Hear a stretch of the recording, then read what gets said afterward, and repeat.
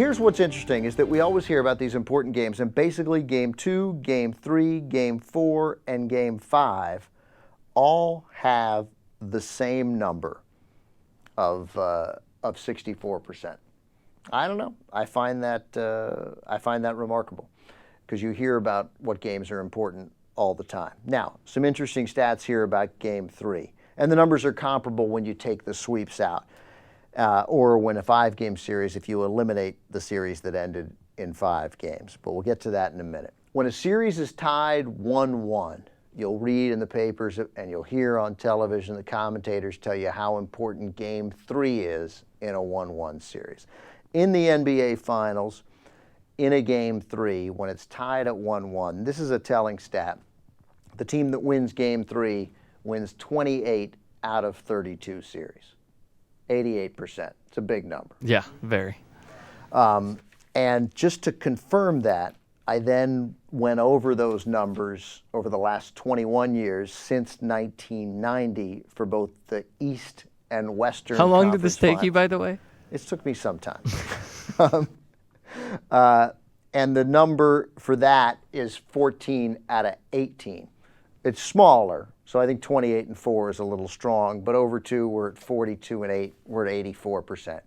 Series tied 1-1, you win Game 3 to go up 2-1, you're at a big advantage.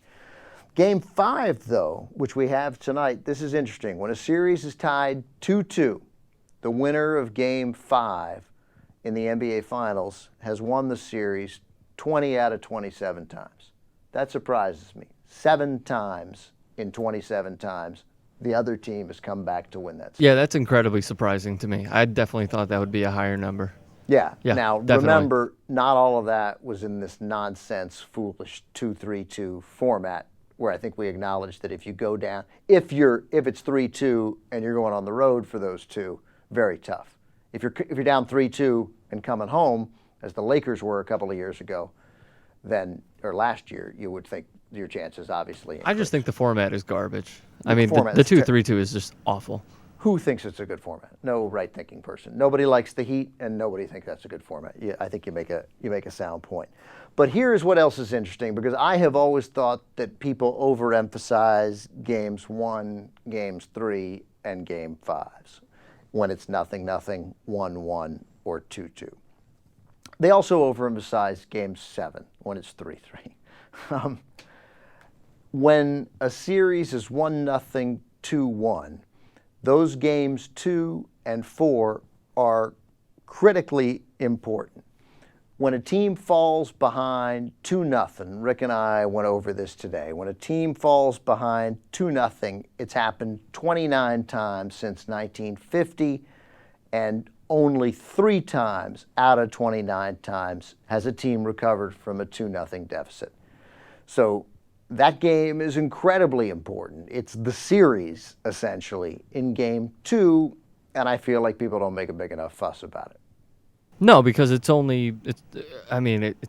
my point is going to seem so simple, but it's only the second game of the series. And in fact, nobody thinks it's important. At 64%, it seems like the game most frequently won by the losing team in the series. But you have to win that game. Again, the 69 Celtics, the 77 Blazers with Bill Walton and Mo Lucas, that team was the second team, and then this team, the Dwayne Wade and the Miami Heat in 2006, they came back from 2002. And Game 4 is critical in a 2-1 series because nobody in the finals has ever come back from 3-1. So that's also the series. Interestingly, if you're down 3-2 and you win Game 6, 7 times out of 17 you go on and win Game 7. So that's pretty even.